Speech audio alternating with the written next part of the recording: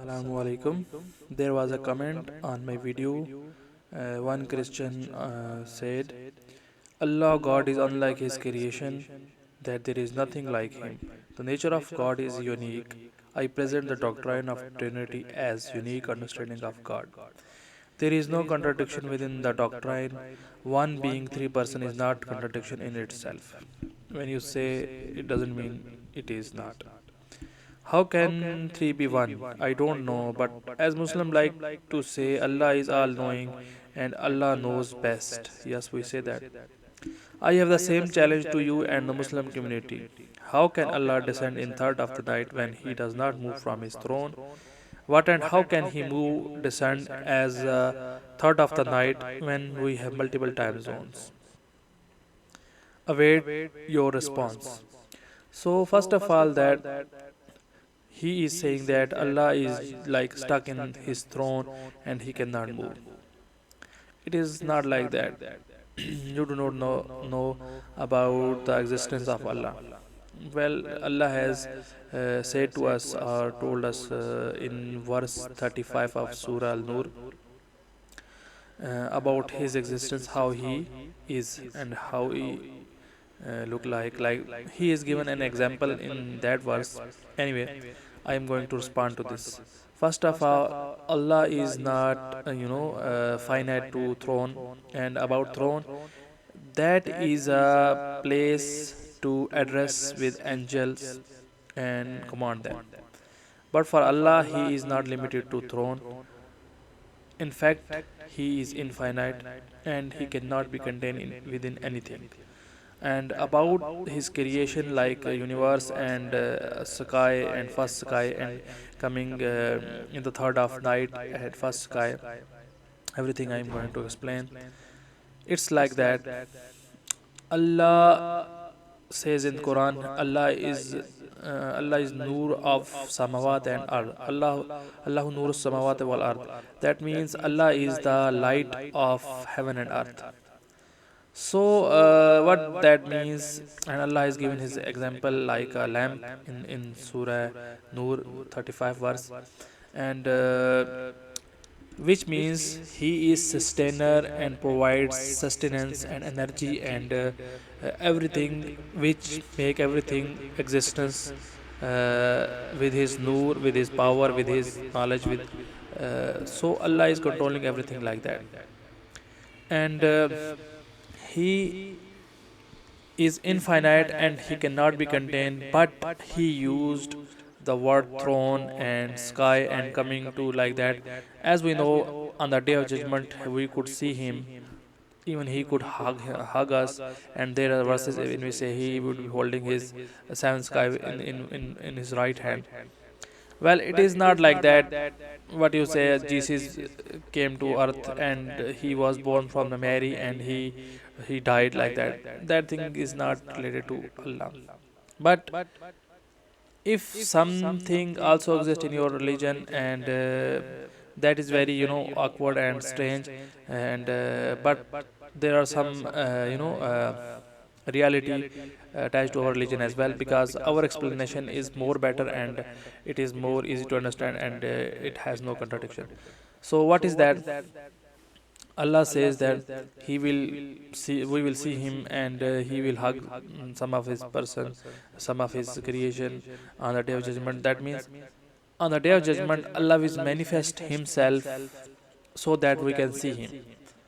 And same goes on throne. He manifests Himself in a way that He can address with the angels, with the four great angels and the leader of the angels and other angels of the Arsh al Azim, like the seventh sky. And He is not bound to the throne. He do not sit on the throne all the time like that, and He can manifest in the whole universe wherever He wants, in a way He wants. Like there is a example of a verse in Quran where when Moses went to the Mount Sinai, I think it is called in English, on Mount Tur, and Allah called from the tree of olive tree, that this is your God, and do not be scared, and Like Allah talked through the olive tree, and it was like he was talking, and but it doesn't mean that Allah is olive tree or like that, but the word or the voice came from the tree.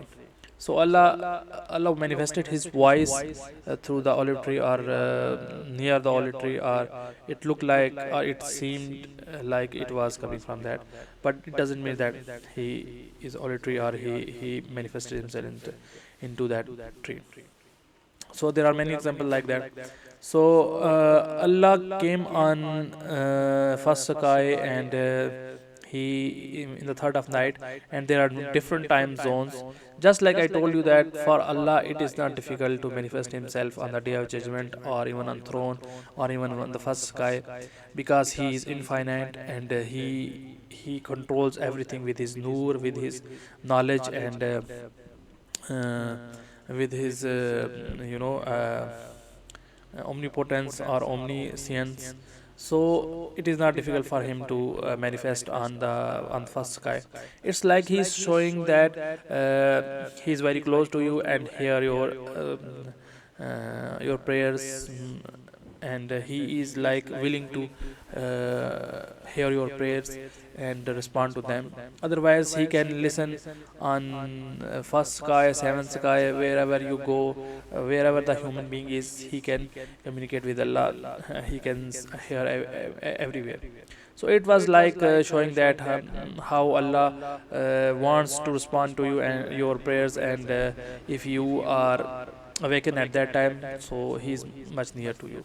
He says he's even nearer to our jugular veins. So it's all like showing nearness and love and affection. So it's not, you cannot take it like that. And I have given the explanation.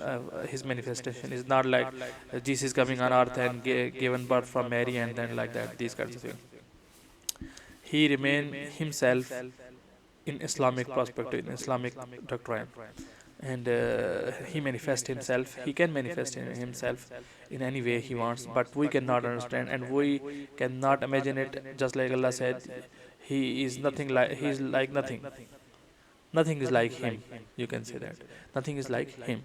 So he is unique and he is different, and we cannot comprehend how he is, but he just tell us that he do this and that, and he manifest himself, and he will manifest himself on the day of judgment, so that we can see him. It doesn't mean that Allah would be like that, like two hands, four hands, like we cannot determine that. How he will manifest and how he manifests even now, we do not know. But we know this, that he is Noor, he is sustainer and provider of everything. And I will give you an example from the Moses, Prophet Moses, peace be upon him. And when Prophet Moses asked from Allah that, do you sleep? Then Allah responded to him, O Moses, hold two jar of water in your both hands and stand still. Then when he hold it, then Allah gave him a little bit of sleep, like dizziness, or you can say that a little bit of getting into sleep, and both of those jar fell on ground and broke. So Allah said, "O Moses, Moses, if I get a little bit of sleep just like you, then the whole universe will be destroyed like those jars, and everything will be disrupted." So Allah is sustaining and providing energy and sustenance and order and everything. He is controlling all the time. That's why he say he never sleeps, he never get tired. It's not like what Christians say in the Bible, that Allah made heaven and earth in 6 days, and on the seventh day he rested, like he become tired. There was one Jew who argued on a Discord channel. It was Islam centered. Now it is like interfaith.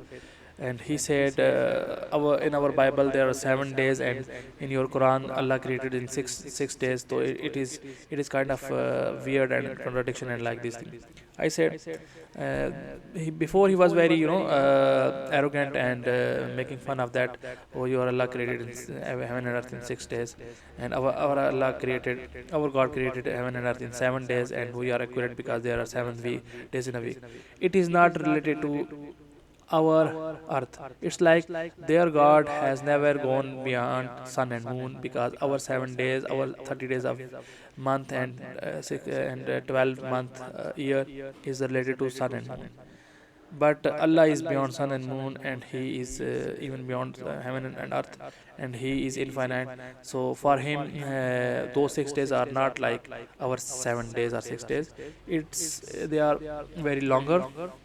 Just like in Allah says in the Quran, there is a realm in which our 1,000 year is equal to one day, and there is a realm where our 50,000 days for 50,000 years are equal to one day. So 1,000 years equal to one day, and 50,000 years is equal to one day. So for it, probably it could be related to the whole universe, and how he created universe in billions of years, but it was only 6 days for him. And we do not include that 7th day, because we believe our God do not need rest. And then that Jew become very embarrassed, because when I search about those verses, and I found that on the 7th day, in Bible, it's like he rested. So our God do not rest, and he created heaven and earth in 7 days, 6 days, sorry. So 7 days was excluded, and he did not need rest at all. So there was a lot of discussion about that. 2 days for heaven and for earth, and 2 days for heavens, and then 2 days for all the sustenance which we have on earth. So when you say these kinds of things, like limited to thrones, and he cannot move from the thrones, it's like that throne is bigger than God. That is weird to say. Throne is not bigger than God. Nothing is bigger than God, because he is infinite, and he knows everything, and he has access to everything. And he manifests himself differently in different places. And he is Noor of heaven and earth. He is the light of heaven and earth. He is the sustenance of heaven and earth. That means he is present in heaven and earth with his knowledge, with his Noor, with his wisdom, and with his omniscient. So he manifested within the earth differently, and he is above the throne differently, and he is everywhere differently, like being infinite. So you cannot understand an infinite being, and you cannot limitize infinite being with your vision or with your imagination. You cannot imagine Allah. That's why we do not believe in Trinity, because Trinity is totally ununderstandable and unexplainable, and totally illogical, because when Jesus was in the flesh, and the divine essence of Jesus was in the flesh, and we know that, and you say that the divine essence actually is combined, is same for Father and Holy Spirit. That means the divine essence of Father and Holy Spirit should be within Jesus as well. So all three are co-equal, combined together, cannot be separated. Then how only one descendant are reincarnated as Jesus?